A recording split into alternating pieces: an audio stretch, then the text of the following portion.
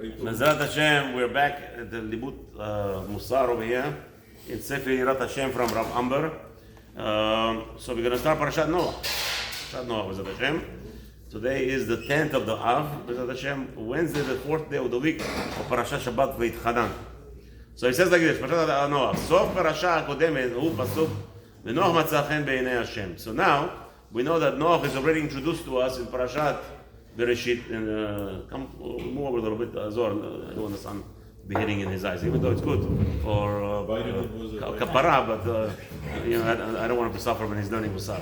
You could do Musar after, implement Musar after learning is the best, because if you give him Musar, he's suffering in the middle, he ain't learning much. Okay, thank you, Zohar. So over here we have like this, right? The Torah already introduced to us Noach and Parashat Bereshit. As it says, Noach found favor in Hashem's eyes. ותחילת הפרשה הזו שאחרי הוא פסוק ואלה תולדות נוח, and right away the Torah starts the Parashat Noach and tells us these are the offsprings of Noah. ומהו טעם סיום פרשת בראשית בפסוק ונוח מצא חן בעיני השם? So the rabbi asks the question, what's the significance of pointing out that Noach was found in favor in Hashem's eyes in Sefer Bereshit, in the last Sefer Pasuk? ומהו הקשר בפסוק אלה תולדות נוח שבתחילת הפרשה שאחריה. So right away the beginning of the next parasha is telling us these are the generations, the offsprings of Noach. So what's the connection between the two? Right, the last pasuk says Noach is found favor in the eyes of Hashem, and now we're saying that Noach has these are the offsprings. וגם, so that's one question. וגם מהו הכפל נוח נוח? Right, why the pasuk says ואלה תולדות נוח, נוח איש צדיק. Why are you repeating twice Noach? What, we don't know it's Noach? Nobody going to say. You said, ואלה תולדות נוח, צדיק. היה בדורותיו. חלאס, it wasn't נוח איש צדיק. היה בדורותיו. Okay? So that's like a question. So two questions. First question, what's the connection between Bereshit and Noach, the ending and the beginning? And also in the Parashat Noach, why do we have to mention twice Noach in the first pasuk? ונראה לי בסייעתא דשמיא. So the rabbi says like this, שהפסוק המסיים פרשת בראשית שהוא נוח מצא חן ברומז, the ending, the reason why the parasha ends and Noach found favor in Hashem's eyes, it's a hint על נוח עצמו ועל דורו, to show you the significance of Noach and his generation. ופסוק ואלה תולדות נוח, and then later on when the Torah starts in Noach and the pasuk that enumerates and these are the offsprings of Noach, Noach המתחיל בפרשה של אחריה, that starts right after, רומז על המשיח באחרית הימים. It's hinting to us on Mashiach that's coming at the days of end. שכתוב, or the אחרית הימים, in the end of days. I really don't understand what that means, אחרית הימים. I'm still perplexed. What's the אחרית הימים? What's the beginning? I don't know. We'll see. But we'll use it for now, that word. שכתוב בו ונחה עליו רוח השם. It says over there that in reference to Mashiach and Nacha, the word Nacha means rested. And on him will rest Hashem, the spirit of Hashem, on the Mashiach. וכן כתוב בזוהר הקודש, and so too says in Zohar HaKodesh, Noach, why it says both times Noach? Noach le'ela, Noach le'tata. There is a above, there is a Noach that's in higher realms, Noach le'mata, and then the lower realms, in our world. At Kan, and that's the lotion of the Zohar. Like in which parasha is it? Abraham. So it's the same. No, it's not the same because over there Abraham Lemala was the same. Like he achieves exactly what he needed to achieve.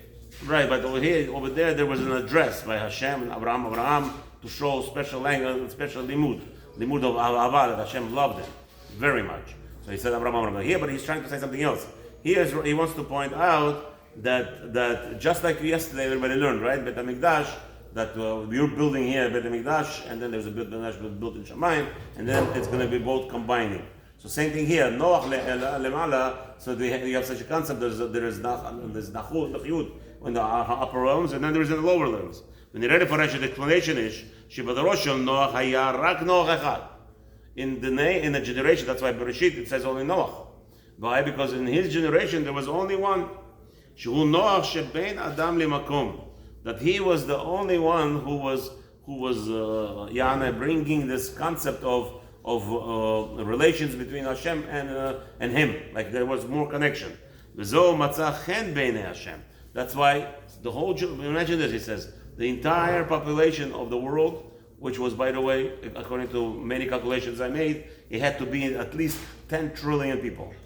This world, this little world that they are brainwashing you to tell you there's only 8 billion people, which is a miscalculation, it's all wrong, because just in the state of Texas, if you build a housing for the entire world and you give each individual 1,000 square foot home, one floor, you could house the entire world in it.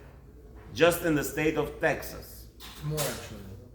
Much more than that, right? You can give about 4,000 square feet. Whatever, but it's one floor. Can you imagine? Each person. That's right. Each person in the world of 8 billion plus.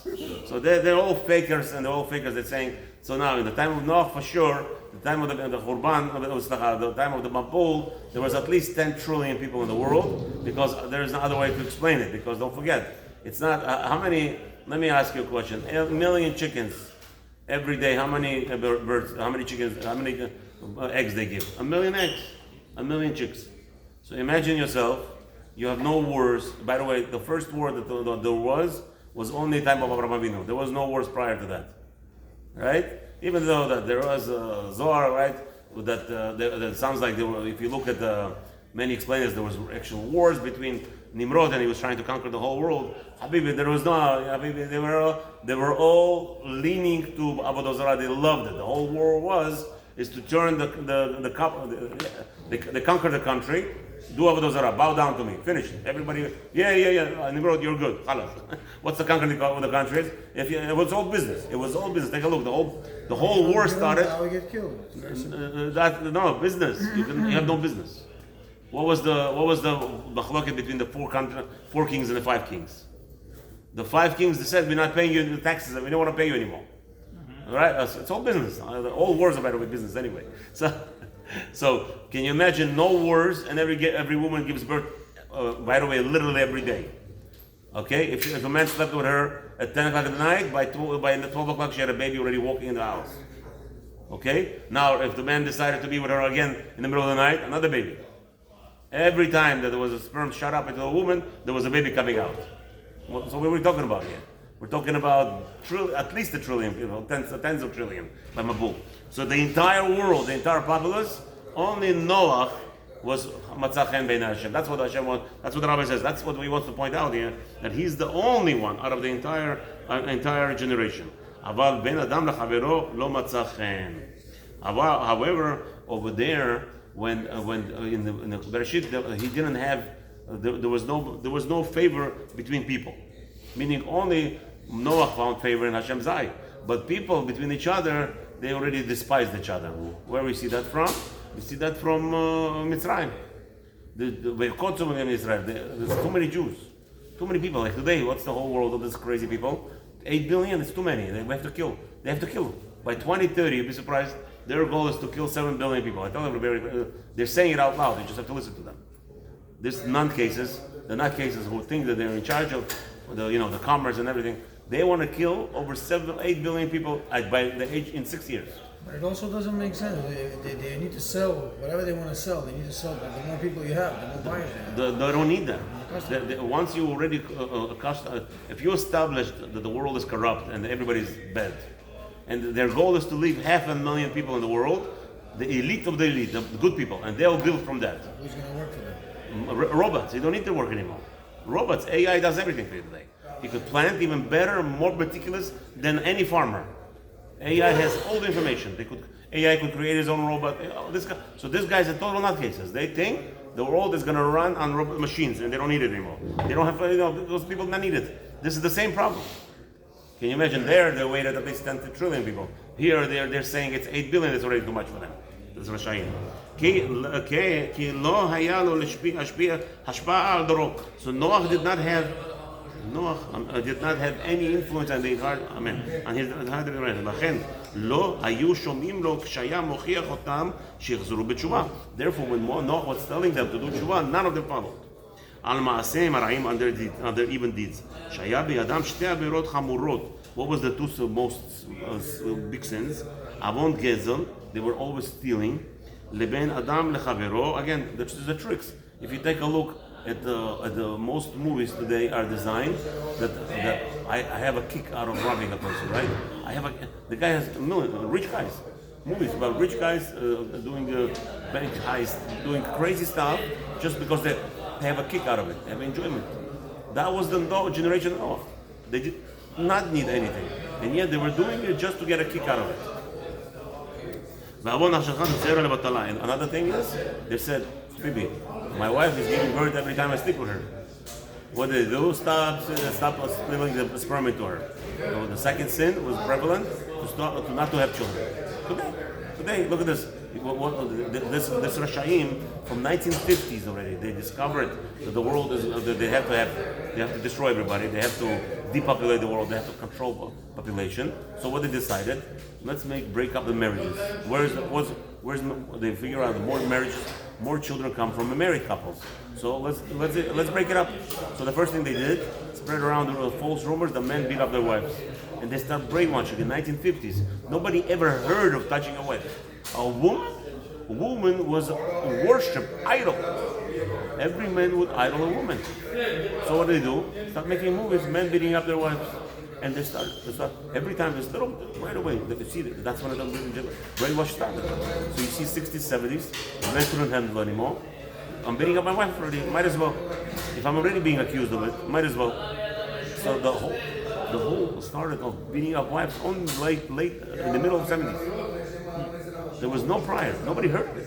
Unheard of in the old people. Your grandfather, you talk about beat up every complaint? Never. It's all brainwash. 1950s, not to have children. The whole point is to stop having children. What are brainwashing today? They have shows for kids, teenagers, gays. Not normal. Not normal. To point out, to stop the marriage, to stop the main point of having children. That's the whole concept. That's the order. Okay, let's finish here, then we'll continue hopefully tomorrow.